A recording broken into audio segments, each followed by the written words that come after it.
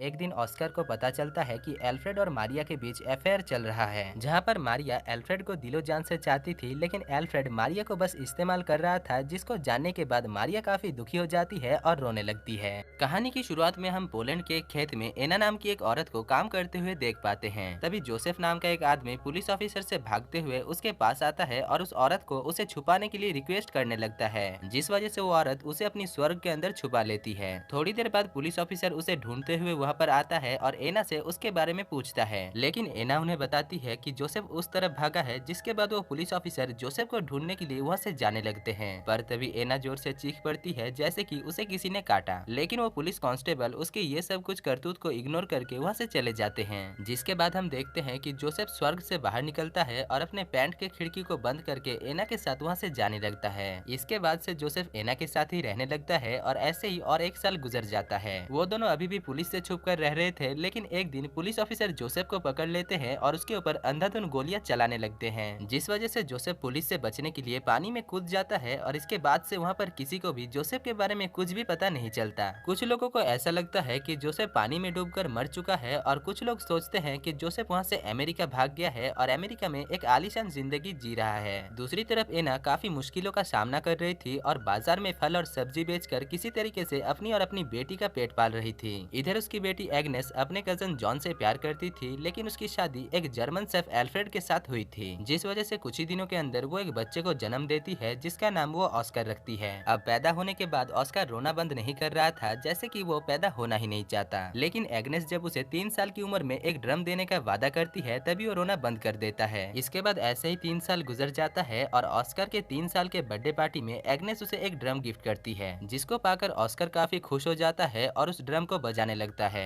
इसी दौरान ऑस्कर अपने बर्थडे पार्टी में बड़े लोगों को शराब पीते हुए देखकर उसके ऊपर बुरा प्रभाव पड़ता है और उसे बड़े लोगों के ऊपर घिन आ जाता है, जिस वजह से वो फैसला करता है कि वो कभी भी बड़ा नहीं होगा और वो हमेशा ऐसे ही छोटा बनकर रहेगा। इसीलिए वो एक कठोर प्रतिज्ञा लेता है और छत से कूद जाता है। उस दिन के बाद से ऑस्कर एक बच्चा ही रह जाता है और उसकी फिजिकल ग्रोथ भी बंद हो जाता है। वो अपने साथ हमेशा अपने फटे हुए ड्रम को रखता है और वो उस ड्रम को किसी को भी नहीं देता। इसी दौरान एक दिन जब उसके पास से उस ड्रम को छीना जा रहा था, तभी उसे पता चलता है कि उसकी चीखने की ताकत इतना ज्यादा है कि इससे वो किसी भी कांच और कान के पर्दे को फटा सकता है। जिसके बाद वो अपने इस अनोखे कला को अपने दोस्तों को भी दिखाता है और ऐसे ही फिर से और 3 साल गुजर जाता है। ऑस्कर अभी 6 साल का हो चुका था, पर ऑस्कर अभी भी उस ड्रम को अपने से दूर नहीं रखता था और कोई भी अगर उससे उस ड्रम को छीनने की कोशिश करता था तो वो चीख कर शीशे को तोड़ देता था। दूसरी तरफ उसके माता और पिता बस यही सोच रहे थे कि ऑस्कर बड़ा क्यों नहीं हो रहा है। एग्नेस हर मंगलवार को ऑस्कर को लेकर शहर जाती है, जहाँ पर वो ऑस्कर को एक दुकान में छोड़कर जॉन के साथ मंगलवार में मंगल कार्य करने के लिए जाती है। लेकिन एक दिन ऑस्कर अपने माँ को जॉन के साथ मुंह काला करते हुए देख लेता है। खैर, इसके बाद फिर से और कुछ साल गुजर जाता है और ऑस्कर जब 12 साल का हो जाता है, तभी उसके माता पिता उसे एक दिन सर्कस दिखाने के लिए लेकर जाते हैं। वहाँ पर काफी सारे बौने लोगों को देखकर ऑस्कर के माता पिता को लगता है कि शायद ऑस्कर भी एक बौना बच्चा है, इसलिए वो बड़ा नहीं हो रहा है। अब शो के खत्म होने के बाद ऑस्कर वाइग्रा नाम की एक बौने आदमी से मिलता है, जो कि ऑस्कर को देखकर समझ जाता है कि ऑस्कर उसी की तरह ही एक बौना है। साथ ही साथ वो ऑस्कर की कांच तोड़ने वाली अनोखी पावर को भी देखता है, जिसको देखकर वो ऑस्कर को उसके साथ सर्कस में काम करने के लिए कहता है। दूसरी तरफ ऑस्कर के माता पिता जब ऑस्कर को वाइग्रा के साथ बात करते हुए देखते हैं, तभी वो लोग काफी परेशान हो जाते हैं। इसके बाद हमें पता चलता है कि सेकेंड वर्ल्ड वॉर शुरू हो चुका है और पोलैंड में नाजी जर्मन सेना धीरे धीरे आ रहे हैं और वो लोग ज्यूस लोगों के ऊपर टॉर्चर कर रहे हैं। इधर एग्नेस ऑस्कर को जिस दुकान पर छोड़कर जाती है, उस दुकान का मालिक मार्कस एक ज्यूस था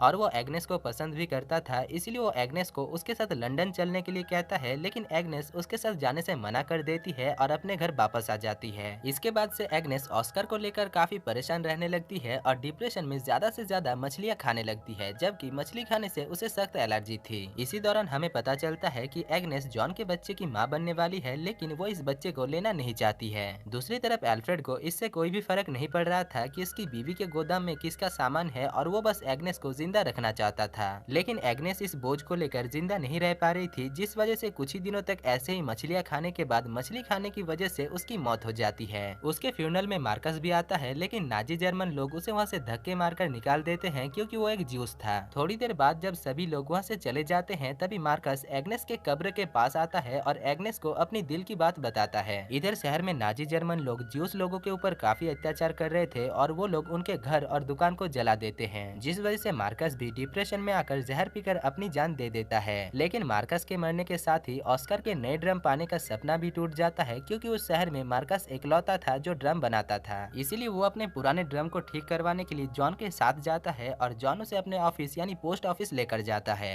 अब वहाँ पर पहुंचकर जॉन को पता चलता है कि नाजी जर्मन सिपाही उनके ऊपर हमला करने वाले हैं। इसीलिए पोस्ट मास्टर जॉन को भी एक गन देकर नाजी जर्मन के साथ उसे लड़ने के लिए कहते हैं। उस दिन वहाँ पर एक काफी भयानक हमला होता है, जिससे कि वो पोस्ट मास्टर घायल हो जाता है, जो कि इस हमले को लीड कर रहा था। यहाँ पर ऑस्कर और जॉन उसे बचाने की काफी कोशिश करता है, लेकिन वो दोनों उसे बचा नहीं पाते। इसके बाद नाजी जर्मन सिपाही पूरे पोस्ट ऑफिस में आग लगा देते हैं और जॉन के साथ साथ बाकी सारे लोगों को बंदी बनाकर उन्हें जान से मार डालते हैं। दूसरी तरफ ऑस्कर किसी तरीके से एक पागल आदमी की वजह से नाजी जर्मन सिपाहियों से बच जाता है। अगले सीन में हम देखते हैं कि अल्फ्रेड मारिया नाम की एक 16 साल की लड़की को अपने घर के काम में रखता है, जहाँ पर वो ऑस्कर की भी ख्याल रखती है। यहाँ पर ऑस्कर मारिया के साथ रहकर उसके प्यार में पड़ जाता है और उसे चाहने लगता है। उधर मारिया को लग रहा था कि ऑस्कर एक बच्चा है, पर ऑस्कर और मारिया दोनों की ही उम्र बराबर थी, जिस वजह से ऑस्कर मारिया के काफी करीब आ जाता है और मारिया को लेकर उसका विचार भी कुछ अलग ही था। खैर, एक दिन ऑस्कर को पता चलता है कि एल्फ्रेड और मारिया के बीच अफेयर चल रहा है, जहाँ पर मारिया एल्फ्रेड को दिलो जान से चाहती थी, लेकिन एल्फ्रेड मारिया को बस इस्तेमाल कर रहा था, जिसको जानने के बाद मारिया काफी दुखी हो जाती है और रोने लगती है। इधर ऑस्कर मारिया को जब संभालने की कोशिश करता है, तभी मारिया उसके ऊपर गुस्सा होकर उसे धक्का दे देती है और उसे बोना कहकर गालियां देने लगती है। थोड़ी देर बाद जब उसका गुस्सा शांत होता है, तभी वो ऑस्कर के पास आकर उससे माफी मांगती है, पर बदले में ऑस्कर उसे मारकर वहाँ से चला जाता है। अगले सीन में हम देखते हैं कि मारिया एल्फ्रेड के बच्चे की माँ बनने वाली है, लेकिन ऑस्कर उस बच्चे को मारना चाहता है। पर वो जब उस बच्चे को मारने की कोशिश करता है, तभी मारिया उसे रोक लेती है। इसके बाद कुछ ही दिनों में मारिया एक बच्चे को जन्म देती है, जिसको पाकर घर के सभी लोग काफी खुश होते हैं, सिवाय ऑस्कर के। यहाँ पर हमें पता चलता है कि ऑस्कर को ऐसा लग रहा था कि वो बच्चा उसका है, इसलिए वो उस बच्चे को काफी प्यार और दुलार देता है, जैसे कि वो उस बच्चे का पिता है। दूसरी तरफ ऑस्कर की पड़ोसन लीना अपने पति से खुश नहीं थी, क्योंकि उसका पति एक गे था और वो अपनी बीबी से ज्यादा नाजी जर्मन लड़कों के साथ वक्त गुजारता था। पर एक दिन जर्मन लोगों ने उसे नाजी जर्मन लड़कों के साथ गलत काम करते हुए देख लिया और सजा के तौर पर उसे जान से मार दिया गया। इधर ऑस्कर का दोस्त वाइग्रा सेकेंड वर्ल्ड वॉर के वक्त नाजी जर्मन सिपाहियों के लिए काम कर रहा था, इसीलिए वो ऑस्कर को भी उसके साथ काम करने के लिए पेरिस चलने के लिए कहता है, जिसके बाद से ऑस्कर वाइग्रा के साथ नाजी जर्मन लोगों को एंटरटेन करने का काम करने लगता है और इसी दौरान वो रोज लेती नाम की एक लड़की से प्यार भी करने लगता है, जो कि दरअसल उसी की तरह ही छोटा पैकेट और बड़ा धमाका थी। अब ऑस्कर की वहाँ पर काफी अच्छी तरीके से कट रही थी, लेकिन तभी एक दिन अमेरिकन सोल्जर उस जगह पर हमला करते हैं और इस हमले के चलते रोजलेती की राम नाम सत्य हो जाता है और ऑस्कर के पास से उसका इकलौता प्यार भी छिन जाता है।